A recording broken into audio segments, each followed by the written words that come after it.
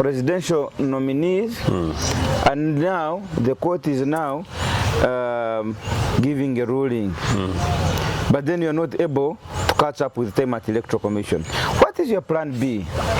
We are doing everything possible to make it difficult for anybody who breaks the UPC Constitution and anybody who breaks the law. But we know that people have been used to these kind of things. We want to make sure that we're able to say that it's no longer business as usual, and that whatever people try to do informally, we shall have an answer to it. That is what I can say. That said, we will be here to be fighting for the future of this country. Tomorrow we shall be awake. Andrew Irumba Live. My name is Andy Rumba Katusabe, and with my elder brother, Comrade Joseph Ochieno, Pintek.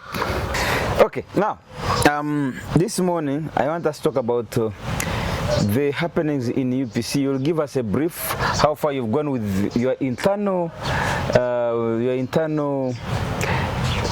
bickering, because I know that there are some... I don't bicker. Okay, your internal disagreements.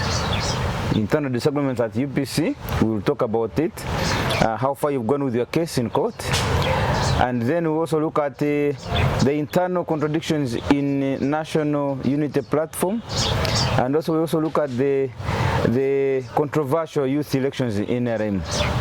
So we'll begin with UPC, since you are the UPC man. Permanent spokesperson for the Obote, the idea. Yes. The space here is really nice. Yeah, sure. Sure. The birds are singing. The hens. Beyond the valley, you see the greenery. That Churchill. People get excited over Churchill, but Churchill was busy sucking our Manembu, the Pearl of Africa. There's a land that grows like whatever. True, very, very, very, very fertile. But somehow your political leaders have come in, and I was going to use a strong word, but in a very guarded way. They've actually broken, they've desecrated this country. So when I see the greenery and the beauty and the weather and the climate, I say, what a beautiful country, but wasted in the hands of very unfortunately irresponsible people. Comrade Rumba, why don't you become president of the Republic of Uganda? Leave me alone. Leave me. Okay, for you are trying, but here in Uganda, the position that you should not play around is that one. Until Are you saying I'm playing? Until 2050. Me will come for president 2050. Well, that is good news. At least you've committed yourself to a timetable. However far away that Mzee will have left, his son will have left. At least I will struggle with the grandson. Oh, the Sergeant General. I will struggle with the grandson. But earlier, but these two gentlemen now, the father and the son. But we had discussions earlier about kingdoms and kings and families, So no wonder these guys, I think, are very wise. They saw what was happening in Toro Kingdom. They say, no, let's strengthen our son. He should not be one who sleeps like legislators and ministers sleep in parliament.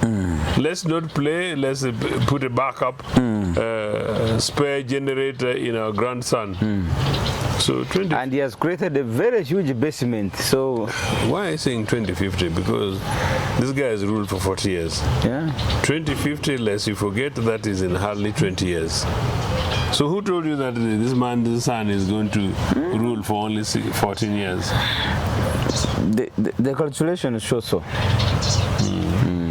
Okay. But go ahead, let's hear what's happening in UPC. Uganda, you were supposed to have had a ruling, I think this week. We were supposed to have a ruling last week.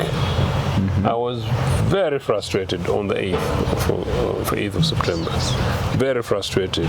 The ruling was deferred because of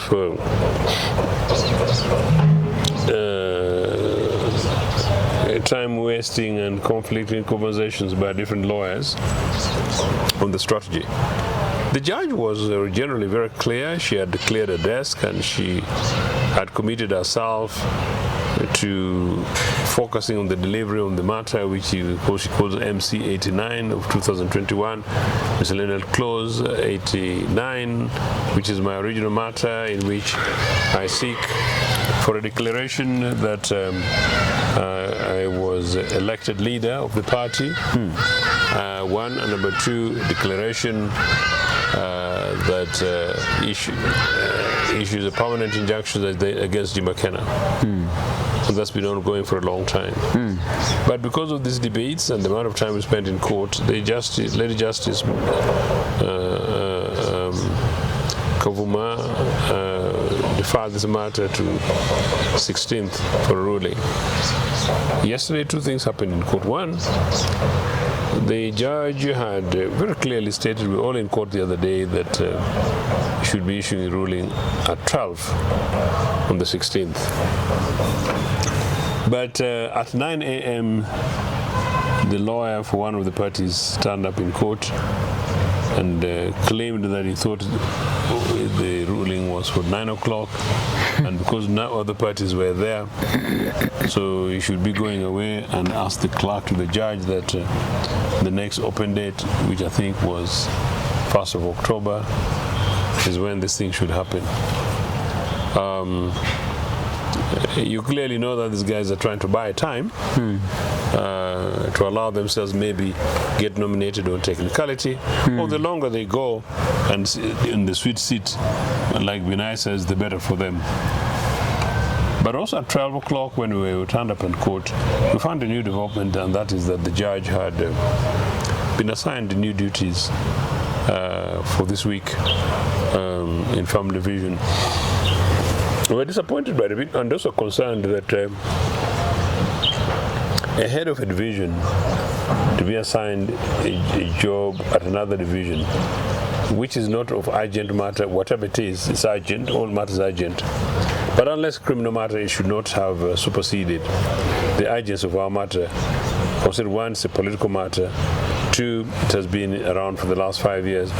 Three, there is a time factor in it, meaning that nominations are happening next week. This thing has got implications. Whether or not the judge took into account this, I don't know, but we expect her to have done so. And if she didn't, we've now made it clear to her that she needed to take this into account.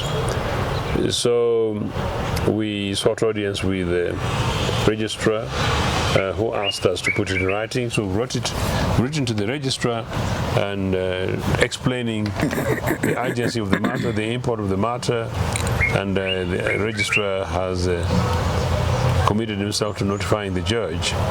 Our expectation is that between yesterday and any moment, the judge should, in her busy moments, should find some time to find some time and issue the ruling. That's our hope and expectations. In the very least, taking note of the count that nominations for president is next week. Although nomination for president is not our most important thing, certainly not my most important thing. For me, I just want the leadership of the party resolved. I want us to have a leader with a mandate, clear mandate, which we've not had since Olaro Tunu. I want to hope that because I won that and I'm that leader and I've not declared, that however late this has been, because justice delayed is bad, but justice denied is evil. That is actually as written on the wall of this Lady Justice Kavuma, which is interesting. So on her wall? Yes, justice delayed is bad, but justice denied is evil. So we are at that evil stage, and we've been in evil stage for a very long time. Consider the implications for party members, the party, citizens of this country, and democracy, really, and rule of law. So that's where we are. We hope that is something that is disposed of. Whatever and whenever that happens, we will be able to take it on from there as a party. But side by side with that, we have been having a conversation amongst key players in the party with a view to resolving this matter amicably. That conversation, I told you, is talks about talks. It's ongoing but very slow. And you tried one, I think you tried one time? Yes, more than once actually. So we hope that either way we're able to come out with a settlement of sort. But that one, I'm very cautious. That is very slow. But the fact that is happening, let's leave it to chance. So that's Uganda People's Congress. I also know that some of my colleagues have got other interests. Some of them are focusing on this election by force. But you should know that, well, if you participate in this election, contrary to the pending rulings, they'll be in breach of the law. They will be basically they will be contemptuous of the law.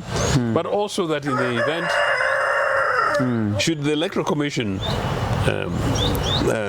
seek to nominate them, the Electoral Commission will be doing so against the law and in breach of the injunction and court order and pending matter of contempt of court. And the Electoral Commission may have to take responsibility for this, may have to explain to the citizens, UPC members and citizens of this country.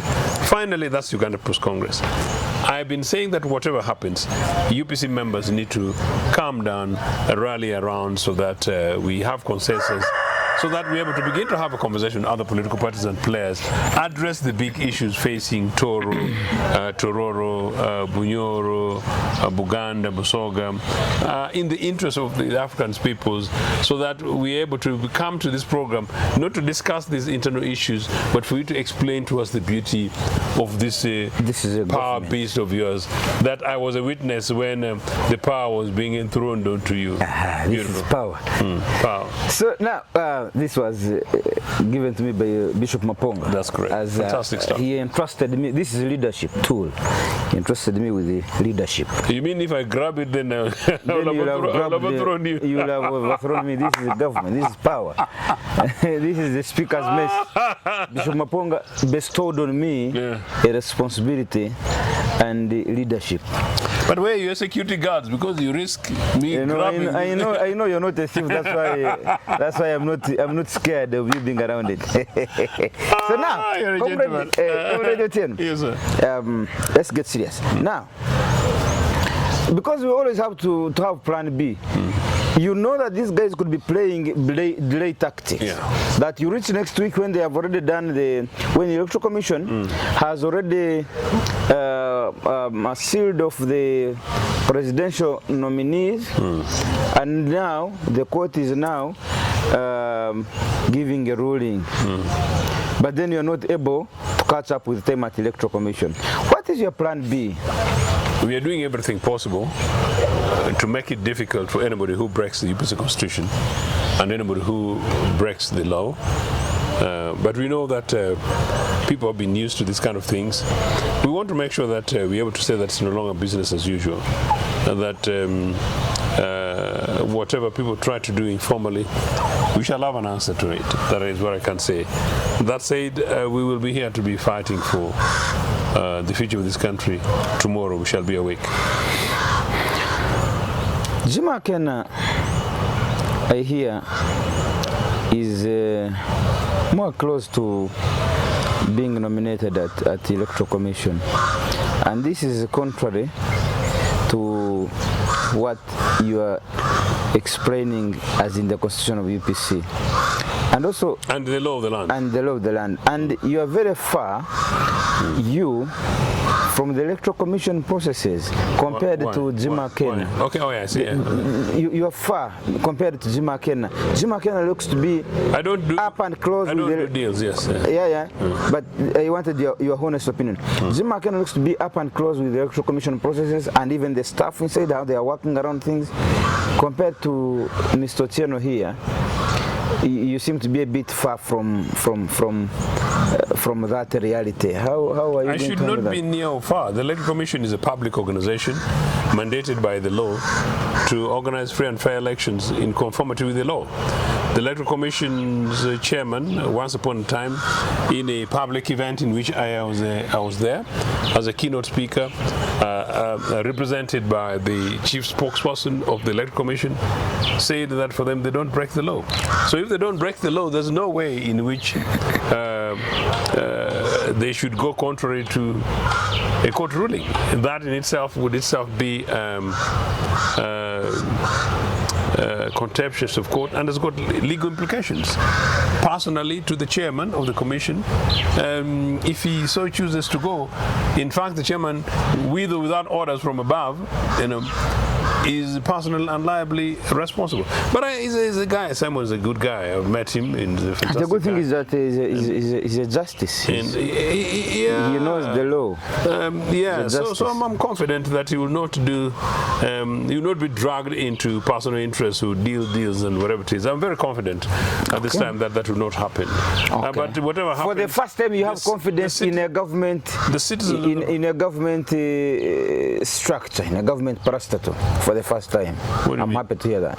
You are saying you have confidence in the Electoral Commission and its chairman. I have confidence and this that is the Electoral Commission of the president. That the Electoral Commission will do its job. Yeah. And as I said, I've met Simon, and he's a good guy. And that's the point I've also told you, by the way, that I am confident that despite unacceptable delays, that the High Court will deliver ruling within reason as soon as possible, and that I'm also confident that the Lady Justice handling my matter is a very decent judge, and I've said so. And she'll deliver on the basis of the evidence. These guys swear oaths of allegiance. The only two people who swear oaths of allegiance are lawyers and doctors to protect lives, and in this case to deliver justice. So I'm confident that happens. If they don't, almost like priests, doesn't matter between them and their gods. That's what I'm saying. Yes. That's what I'm saying. That for the first time I'm hearing you giving credit to a government institution, and now they're two. No, that's not true. Yeah, sure, because you have always castigated Museveni and his government. Now in the Museveni's government, you're now putting words in my mouth. Castigated. When did I last castigate Mr. Museveni? Oh, you've forgotten that everything around this NRM is wrong. Now, for example, I am happy that you that we have terrible roads. You know that. That's for another day. No, we have terrible roads. I am that happy they've that incarcerated Kiza Besigye, that the NUP young people missing, that there are no drugs in hospitals, that I had free education, but I have messages here for people asking for school fees from me, some of them as little as 23,000 shillings up country, that there is no guarantee that you and I can travel into Kampala city between here and now in the next 15 minutes because of failed systems and blockage in terms of traffic, that here in Kisasi, 200 meters, there is some NRA man who controls a new estate and for which people lived without water from here, somewhere down the road after traffic lights, for more than 2 weeks, no water, because this guy broke up this thing's building a new system, and that was terrible impunity against families, nearly 100 families here in Kisasi, if you didn't know. That's official thing. Because of impunity. Okay, let's leave that now. Is that castigating? I don't know. I will find a better terminology to use. Now, let's look at the contradiction in NUP in regards to the cards. What do you have to say? I have seen, when you look at Malende, what Malende went through, the Kampala woman MP. And what she's going through now to claim the card again for the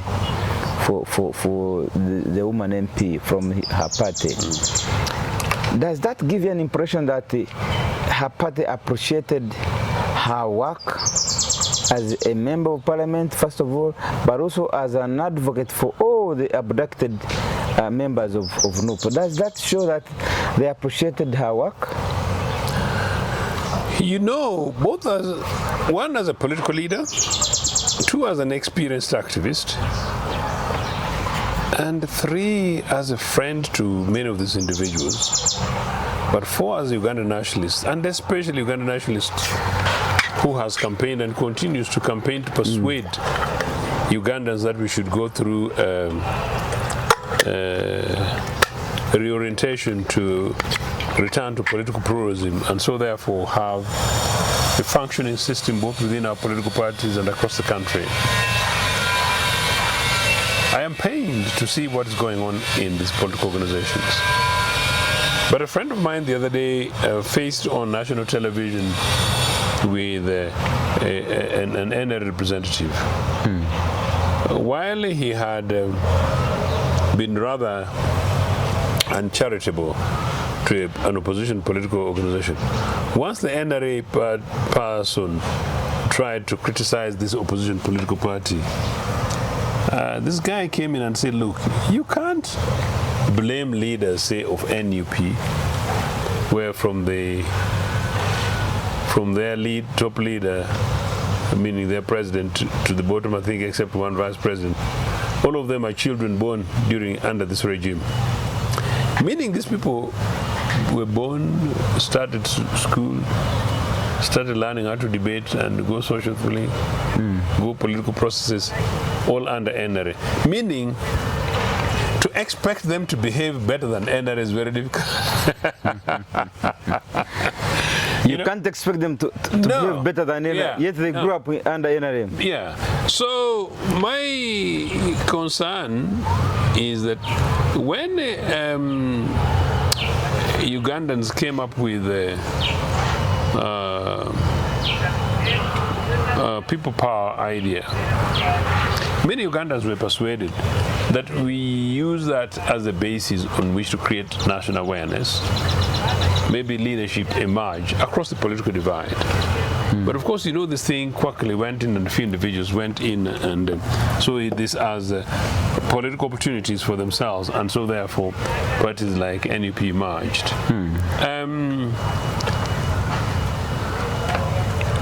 Partly because I want to excuse them for insufficient experience. I can understand. You're saying NUP are not... I'm giving you... Yeah. If I was advising NUP, I would not have advised them to take the process, the man in which they did. And I gave this to national media in conversations, that the best way to sift through candidates for political parties, national parties should do the screening. Are you a party? They've got the membership list, they're in the database. Have you been paying your membership due? Have you got a criminal record? Are you part of the bandits? Did you steal Mabati? You know, do you like using abusive words as if it's your breakfast? Kind of stuff. Once screened, you should leave those in a pot for people who meet the criteria. At that stage, allow people to go to any organized local party. So if 5 individuals decide to choose that they want to go and stand in Nagongera, your job would have been basically to screen them, not for Nagongera, but screen them. Let them go to Nagongera. Let it be up to the local party in Nagongera under the chairmanship of Irumba to shortlist these people, meaning second tier. Shortlist them. Possibly interview them and then unleash them to the delegates of Nagongera constituency. At that stage, the delegates of Nagongera constituency determine who of these are their member of parliament. That should not be the business of the National Party. You get the point? The National Party, you've attracted these people. We've got a rumba from all the way from Cheba and Chejonjo. Where's the other place? Bunyangabo, Fotputu. Yeah, but there's another one with the Che in Chenjojo. Chenjojo. You know, but that's not where it comes from. No, but I'm just using it. You just use it. I'm just, no, but of course we're one kingdom. Chenjojo. From Chenjojo. I know my friend Doreen comes from Chenjojo, you know, so? Doreen Nyanjora, Deputy Lord Mayor. Yes. She's my friend. She's your friend also? Very good friend. How come you keep on grabbing my friends? Yes. So from Chejonjo, Chenjojo. Chenjojo. Don't mention your friend's place very badly. Doreen will hate you. Chenjojo. Doreen, you can't. Doreen is a fantastic friend of mine. She can't. And now you're trying to vulgarize a place of Chenjojo. Chenjojo. Chenjojo. Doreen, we said we should go to Chenjojo soon. Not Chenjojo. Chenjojo. You know. Chenjojo. You say Chenjojo. Because she's beautiful and I love her beyond politics. You know, now I'm blushing. Maybe that's why I'm now. Okay. But we're human beings. Okay, go ahead. No, Doreen is fantastic. You know what I'm saying. I've ever told you from the beginning and pronounced them very impressively to you. I even once in a while when I say Ururota Nyabu, you know that I'm saying it correctly. So so don't make life difficult for me. So when we do that. You leave it to the local party members, then you're able to say, what do you know about Chebando? What do you know? No, Chebando now. What do you know about our local place in Biso? What do you know about, Mbundibujo? What do you know about Kasese? Why are you so much in Itoro? Why don't you come to Acholi and your place? What is that's my kingdom.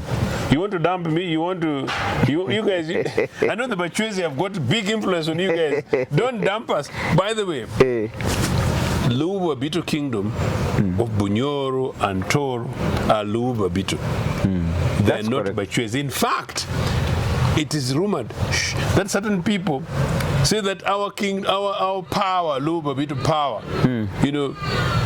was taken. He played, dismissed certain Bachwezi. So some of this Bachwezi nuances is a claim back. So don't forget, you guys, we need to rally around.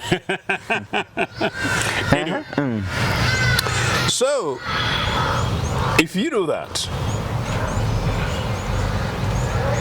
you will emerge with quality candidates.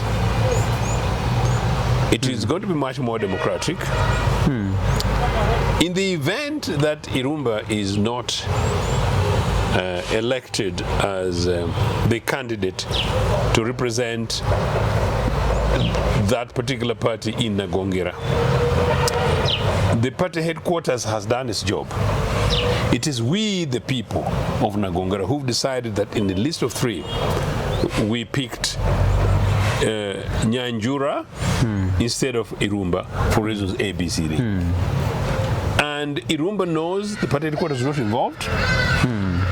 Irumba respects the members, meaning the pot of delegates. They've made a choice. Usually, actually, in politics, Ugandans, I wish UPC was here. The national political culture. They didn't guide no. Because we didn't want to use bullets to stay in power. So as if it's not by any means necessary. It's really you go into government, in the government to serve and protect lives, rather than by any means necessary to retain yourselves in power, because you're doing that for yourselves rather than for the people. But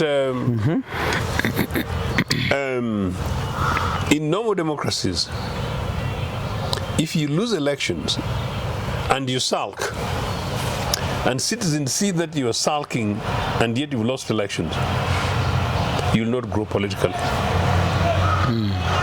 The citizens, both in that constituency and nationally, will see you as a selfish individual. They will not support you. Oh, that's a very important message. That's why some people win elections, they get rigged, and they let go. Al Gore won the American presidential elections against George Bush. But interestingly, it was rigged. In a way, it was a rigged system. The Musevenis might be very happy that no, even America, they rigged system. The American establishment told Gore, and Gore came out and said that, look, beyond this, I'm damaging the image and reputation of America, and let go. Somebody might be saying, but Ochieno, you're not going letting go. No. Actually, what I have done, including making sure that I did not call myself president, was to make sure that this is not possible. Number 2, my battle is specifically against impunity. And so my battle is to cleanse the house on behalf of the people. So that is, if I was advising NUP, at that stage, the candidate who's lost cannot say to the people that, well, you know, I was rigged, because the people would be saying that, well, you think we are stupid for having diselected you, you know, so they respect.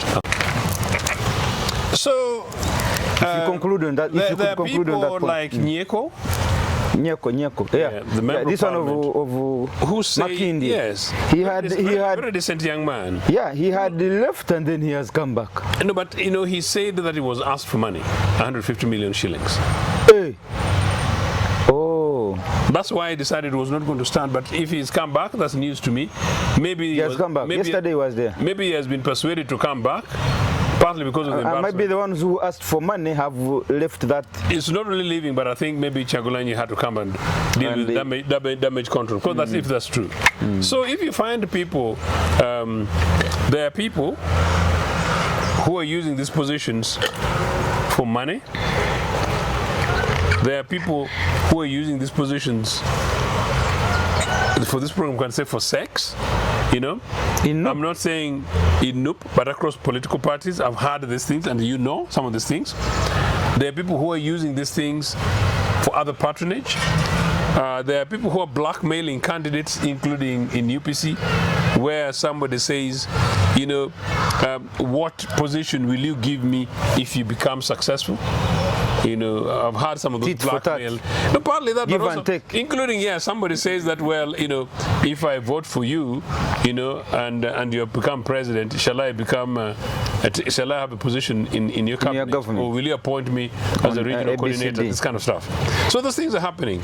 So, but in NUP, the fact that issues of money came, and issue of favoritism came in, and issues of family and blood came in, that's terrible.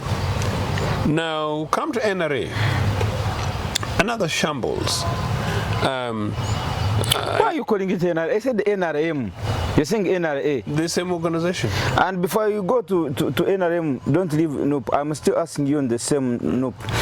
What do you have to say about the statement the deputy spokesman of NUP said when he was arrested that it is Kabaziguruka Mike of PPF and behind his arrest? What did you have to say about that?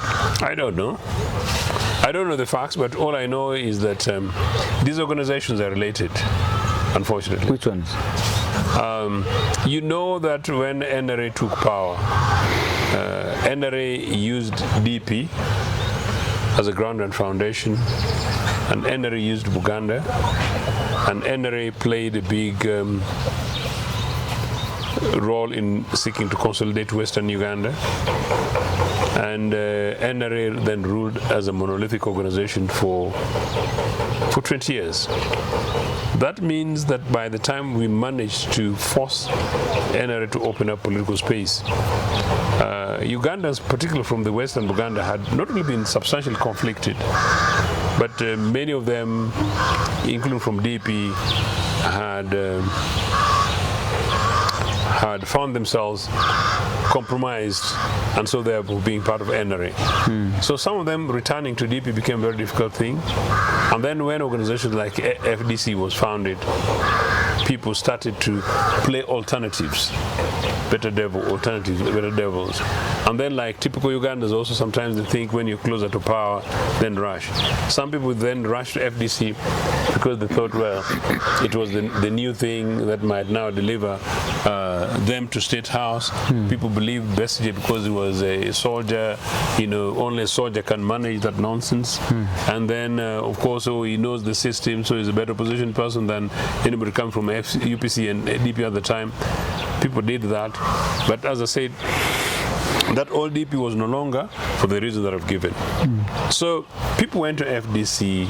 Then recently when NUP emerged, I'm cutting it short, you find that the core constituency of these groups are predominantly the same.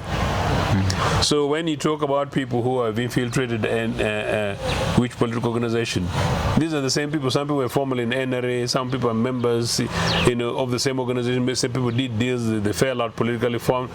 So it's not difficult to see that these people will know one another. And I'm saying it out of respect because I know leaders in PFF who do not apply, and leaders in all these political organizations who are quite respectful. But these guys are part of sort of the same.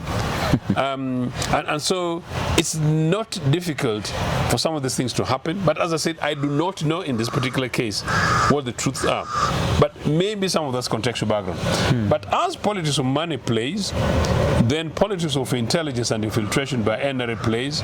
And these organizations, some of them playing the same game that mother party NRA plays. These guys have been playing around and amongst each other. That's why you hear stories about Chagulanyi, which are sometimes very difficult to believe. You hear stories about some of their comrades in senior team, who's who, who's not who. These are my colleagues. It's very difficult to talk about it at this stage, but these are realities that people are talking about, which are very difficult. And it's now up to us, up to myself, up to Robert, up to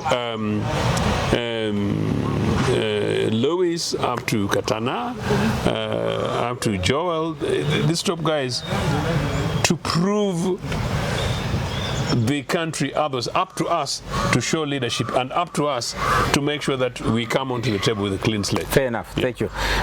Now let's go to NRM. The controversial NRM youth elections. Right now, I think they are going into elections tomorrow, Thursday. Yeah.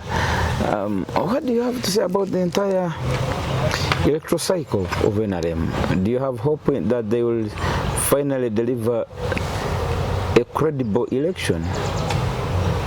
And we can use it as a yardstick to measure? No, we cannot. We cannot. The shambles in NRA must really worry anybody who expects that 2026 elections will be free and fair. Simply because if you see what happened in the primaries for Parliament, what happened in other positions, what happened in the Central Executive Committee elections, in which it's alleged some people were using up to 5 billion Uganda shillings, and you wonder why. The interventions of various leaders, including Museveni, and played comedy with Kadaga and Anite. How my good friend Thomas Tayeba wondered publicly, what is it? Why is it a matter of life and death? You don't need to go far to say that this is a shambolic comedy. But except that it worries you that if that's what's happening amongst these guys, what would it happen when it comes to the reality for them to face UPCs in an organized capacity of PFF or indeed DP or indeed DF elsewhere? So it's very sad. Now, on the youth elections, not only is it the case that my young nephew, Tanga's son, was pulled off. Not only is it the case that my good friend Frederick Tanga Odoy was recorded as counting mathematics in algebra, and not only that, then you see the crying foul of my good friends like the Mike Mukudlas, and if you go into the details, you find some of the things, obviously, whereas people playing backroom politics, but quite clearly that people are talking huge money, like the Chodus, how this came to these positions. Then you say, is this really democracy, or is it some game of a sort? It's quite clearly some games of sorts. And if that's the game of sorts, then really there's a lot of wasting time going on. However, we have to keep hope. I was on television with a young NRA youth candidate, and of course not in the same program, but this young man was talking about how if these youth elections is part and parcel of usually delegates conference. Anyway, Comrade Ochieno. Yes, sir. The spokesperson, permanent spokesperson for the Obote, the idea, yes, dead and alive, Comrade Ochieno, Joseph Pintek from Nagongera municipality. Okay. Thank you so much for giving me an opportunity to speak. Absolute pleasure. Thanks for having me. Thank you, sir. Bless you. Thank you.